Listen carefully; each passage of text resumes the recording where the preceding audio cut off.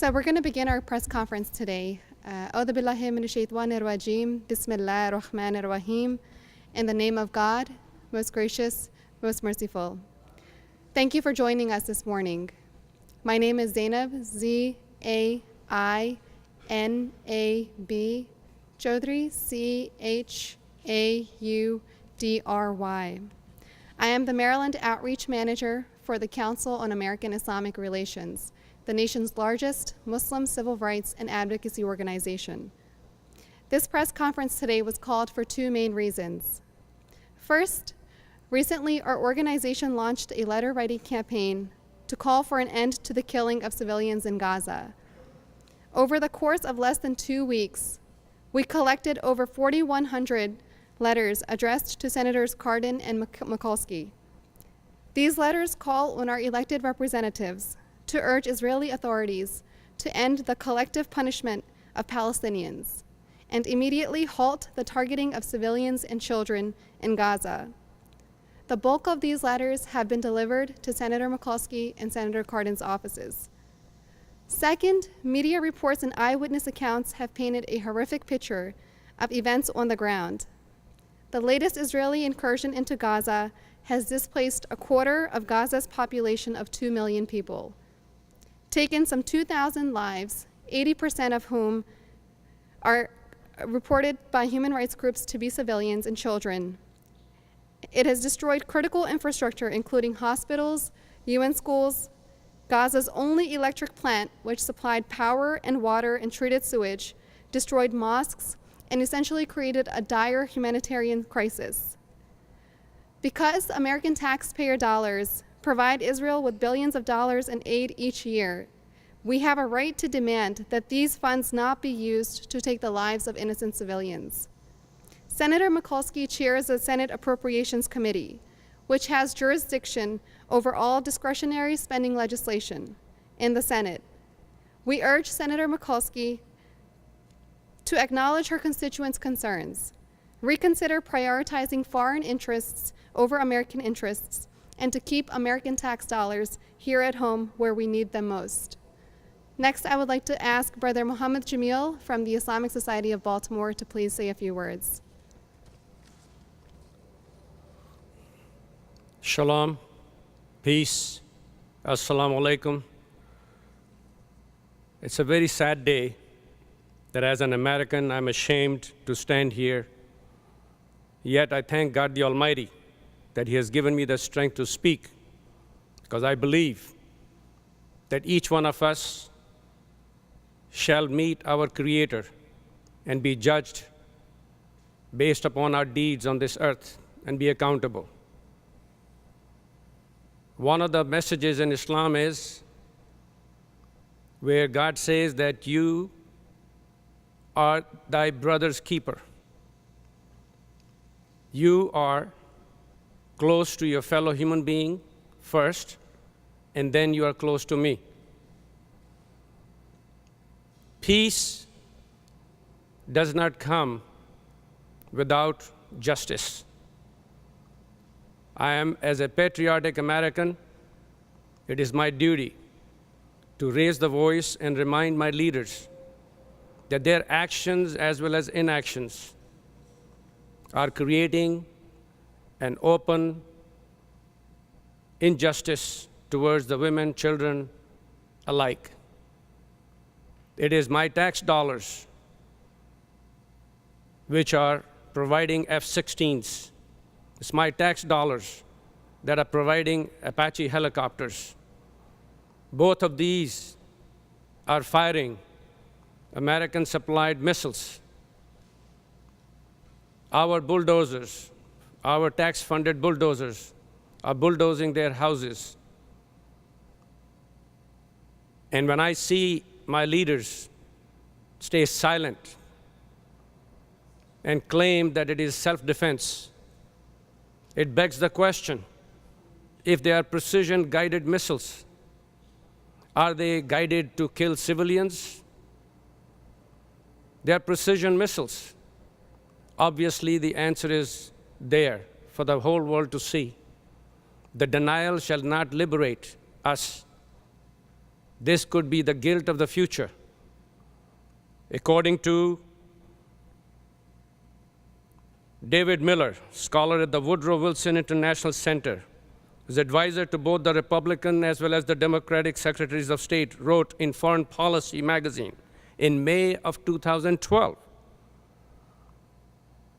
that $276 million were sent for more bombs, grenades, torpedoes, rocket launchers, guided missiles, howitzers, mortars, machine guns, shotguns, pistol cartridges, bayonets in January 2012. These are not my words.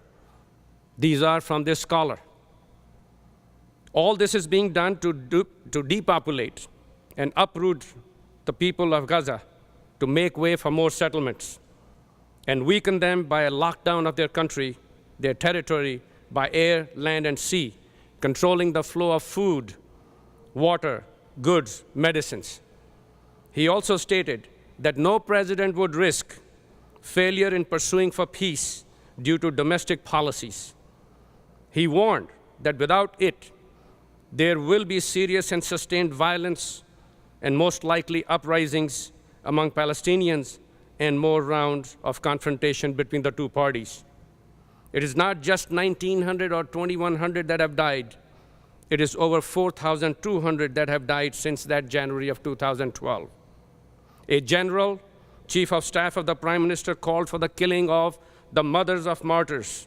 Otherwise, more little snakes will be raised there. I'm sounding an alarm here to waken up our leaders and representatives by quoting Elie Wiesel, who spoke 28 years ago on December 10, 1986. He said, "Do I have the right to represent the multitudes who have perished?" A rhetorical question, of course. He said, "Human rights are being violated. How can one not be sensitive to their plight? Human suffering anywhere concerns men and women everywhere. That also applies to Palestine, to whose plight I'm sensitive." Remember, these are the words of Elie Wiesel. He said, "They are frustrated. That is understandable. Something must be done. The refugees and their misery, the children and their fear, the uprooted and their hopelessness, something must be done about this situation." I'm standing today to sound the alarm and dangers of silence. There are discussions about permissible genocide in the name of self-defense. Our Secretary of State, John Kerry's presentation of a proposal for a ceasefire is termed as a strategic terrorist attack. The deafening silence of our leaders and representatives to condemn these statements is discrediting our credibility among the people of the world.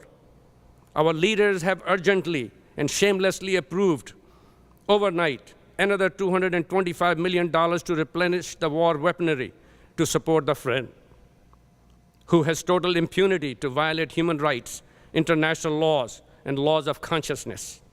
Our leaders seem to be fearful of offending the friend and rationalize their actions as self-defense and reject the right of resistance by an occupied people under siege.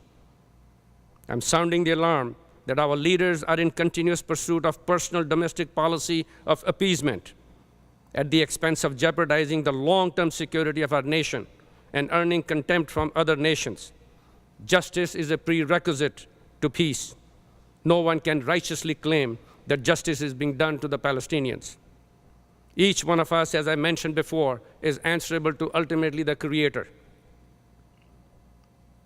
So, I am trying to fulfill my duty to God by being a witness to the cries of those who have perished and sound this alarm. I'm here to fulfill the duty as a patriotic American, to shout out to my leaders and representatives that we stand for justice for all. We must immediately stop ending military armaments, remove the blockade of land, air, and sea, allow the free flow of persons and goods. Let us be as just in supplying food, water, medicines, etc., as urgently to the Gazans as we have just done in the mountains of Iraq. God bless you. God bless America. Thank you, Brother Jameel. Next, I would like to call Brother Abid Husain from the Islamic Society of Baltimore to please come to the podium. Please spell your name. Thank you.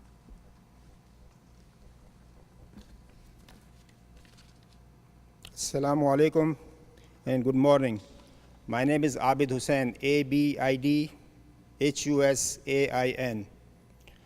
While the Palestinians and the Israelis are holding indirect talks in Cairo to seek a more lasting end to the hostilities, residents of Gaza are confronting the long-term question, how to rebuild the city. Palestinians are rushing to try to fix some of the worst of the destruction caused by the conflict in Gaza. Among the most urgent problems are sewage system, lack of clean water, and severe power shortages. More than 60 construction industry companies which provide crucial building materials were hit by Israeli strikes. You can't rebuild Gaza again until these kind of factories are rebuilt.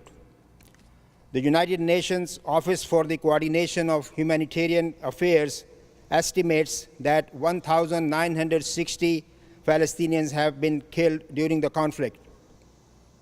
71% of them were civilians. 16,700 homes in Gaza were destroyed or severely damaged in more than a month of fighting, leaving more than 300,000 people homeless. Today, we are calling on elected officials to address our community's concern regarding the humanitarian crisis in Gaza. We urge them to take necessary steps to ensure that the billions of tax dollars our nation provides to Israel each year are not used to kill civilians. We urge Congress to use all tools at their disposal to end the violence and lift the siege of Gaza. The US government must not remain silent about Israel's indiscriminate assault and unjust use of force. The right of a nation to defend itself does not extend to unrestrained aerial bombardments of civilian populations and must be condemned. We call on the Obama administration to reverse its decision to restock Israel's depleted supply of munitions, as media reports indicate that the administration is rushing new supplies of bombs and other ammunition to Israel. Today, we urge Israel to lift blockade, end occupation, and cease targeting civilians and children. We ask Congress to demand Israel immediately stop its brutal campaign of collective punishment in Gaza and seek justice for the killing and wounding of thousands of civilians. Thank you very much. I'd like to call Hakeim Khdeir to the podium, please. Assalamu alaikum. Good morning, my fellow Americans. Thank you for your support of not only Palestine, but for humanity.